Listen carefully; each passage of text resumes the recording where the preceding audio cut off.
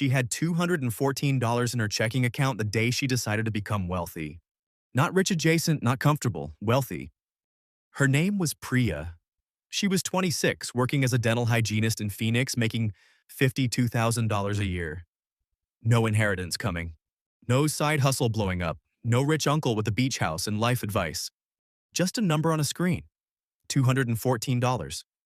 And a decision that most people make and then immediately unmake the moment life gets loud again.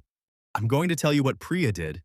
But first, I need you to sit with a question that's going to bother you if you're honest about it. Why do two people with the same income, same city, same rent, same everything, end up in completely different financial universes by the time they're 55? Same starting line, wildly different finish. And the answer is not what most personal finance content will tell you. There's also something else. Something about the way compounding actually works that almost nobody explains. Because the honest version of it sounds discouraging at first. And most creators won't tell you the discouraging part. I will. Because the discouraging part is actually where the whole secret lies. Here's what almost nobody understands about building wealth when you're ordinary. Meaning you don't have a trust fund, you didn't start a startup, you're not getting a $400,000 signing bonus from a tech company in Seattle. For ordinary people, the game isn't about picking the right investment. It's about something so boring, so unsexy, that most people scroll right past it. Time, just time, not timing the market. Not finding the next big thing. Just the raw, unglamorous passage of time while your money sits and works and grows in the background of your actual life. Here's the number that should make your stomach drop.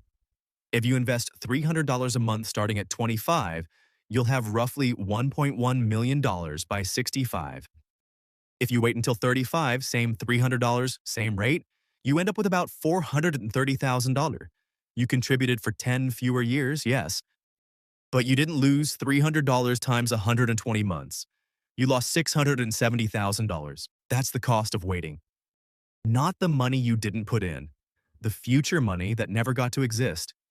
That gap has a name. It's called the opportunity cost of time, and it is merciless. Drop a comment if you've been telling yourself you'll start soon, because I was that person too, and I want to know how many of us are in this together. Now back to Priya. She didn't read 15 books. She didn't build a spreadsheet. She opened an account on a Sunday afternoon, set up an automatic transfer of $280 a month. That's what she could do after rent and groceries. And she pointed it at a simple index fund. Total market. Nothing exotic. And then she did the hardest thing any of us can do with money. She left it alone. 2 years in, the market dropped. Her coworker, Kevin, who had started investing around the same time, panicked and pulled everything out. Said he'd get back in when things stabilized. Priya didn't touch it. Not because she was fearless. Because she had read one sentence in a book that changed her relationship with market drops forever. James Clear writes in Atomic Habits that the most powerful thing you can do isn't find the best system. It's build identity around the behavior. Priya had stopped thinking of herself as someone trying to save money.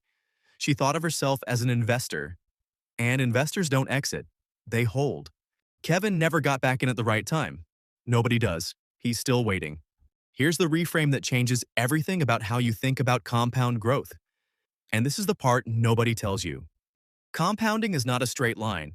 It's not even a gentle curve. It's almost flat for years. Then it bends. Then it goes near vertical in ways that seem impossible until they're happening to you. The math looks like this. The first 10 years of compounding are quiet, almost insulting. You're watching your account grow by hundreds when you expected thousands. You wonder if you're doing it wrong. You're not.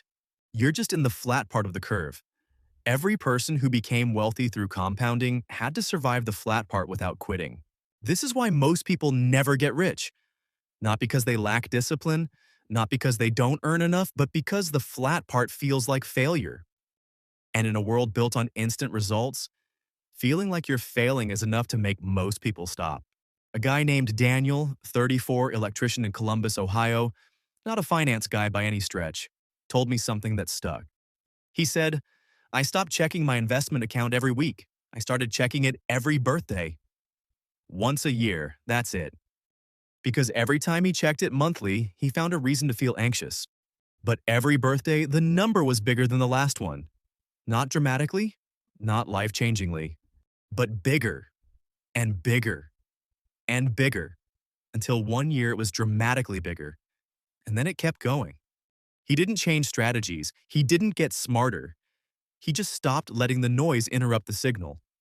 Here's the pivot, the thing that will sit with you after this video ends. We talk about compound interest as a financial concept. But the people who actually get wealthy, the ones Thomas Stanley spent years studying in The Millionaire Next Door, those quiet millionaires in ordinary zip codes driving ordinary cars, they weren't just compounding money.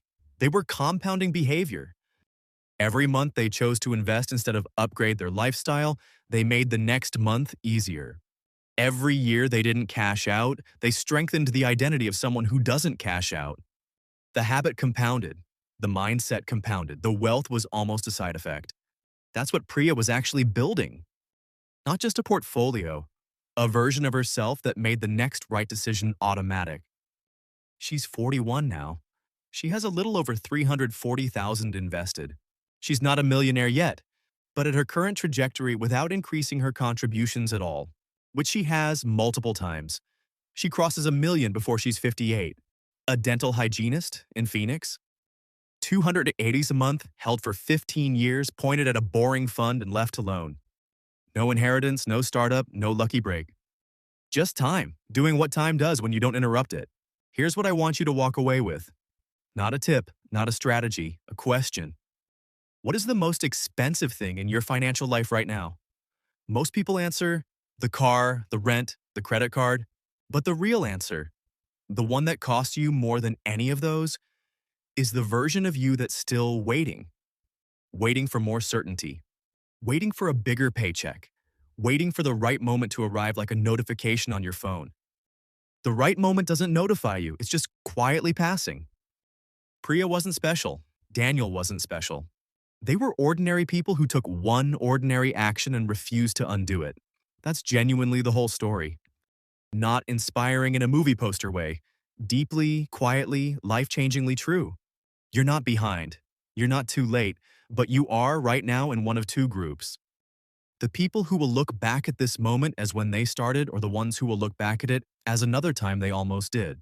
The math doesn't care which group you choose. It just starts running the day you tell it to. Wealth isn't built by one big decision. It's built by thousands of small decisions repeated long enough for time to turn them into something extraordinary. If you're serious about building wealth and breaking free from money problems, hit that subscribe button. We've got powerful content lined up to fuel your journey.